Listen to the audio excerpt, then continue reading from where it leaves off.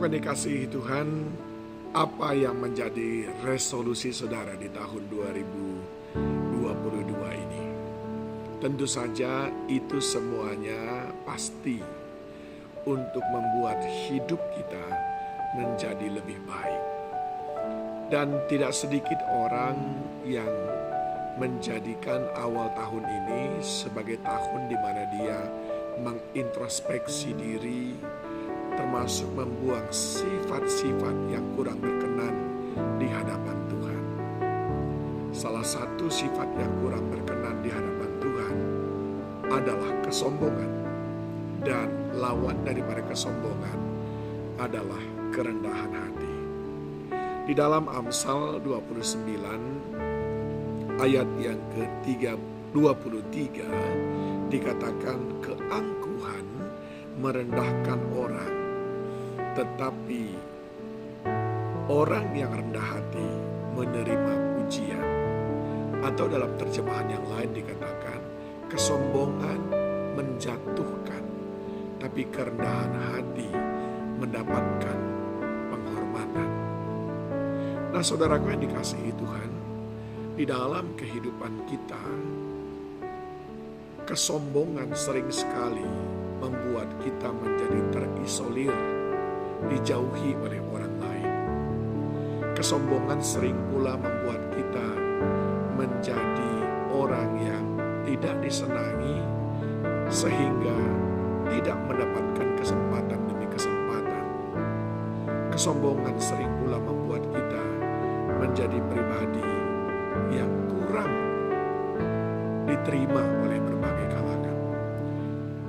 Dan tidak jarang pula karena kesombongan seseorang jatuh dari puncak ketinggian sampai berkeping-keping.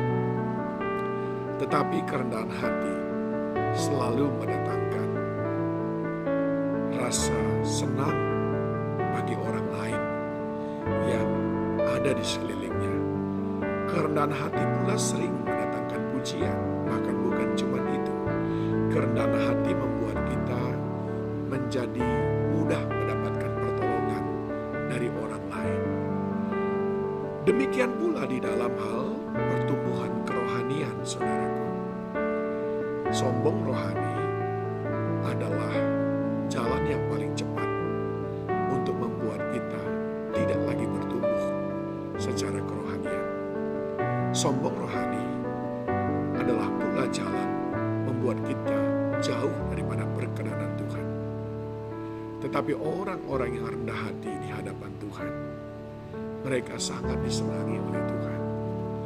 Di dalam kitab 1 Petrus 5 ayat yang 5 dikatakan, demikian jugalah kamu hai orang-orang muda, tunduklah kepada orang-orang yang tua, dan kamu semua rendahkanlah dirimu seorang terhadap yang lain.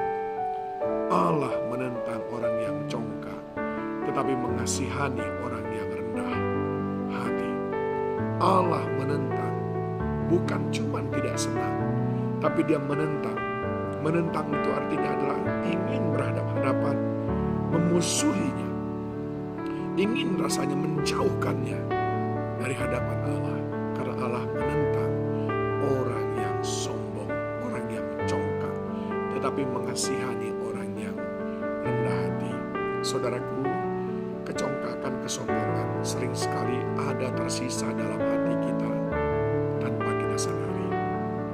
Oleh sebab itu penting sekali bagi saya dan saudara untuk selalu mengintrospeksi diri.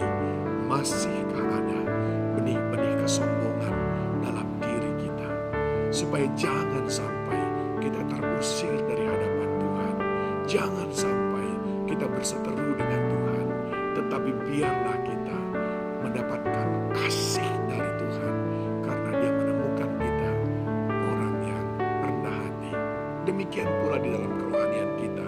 Janganlah sekali-kali kita sombong rohani hanya karena kita sudah diberikan jabatan ini dan jabatan itu, posisi ini dan posisi itu.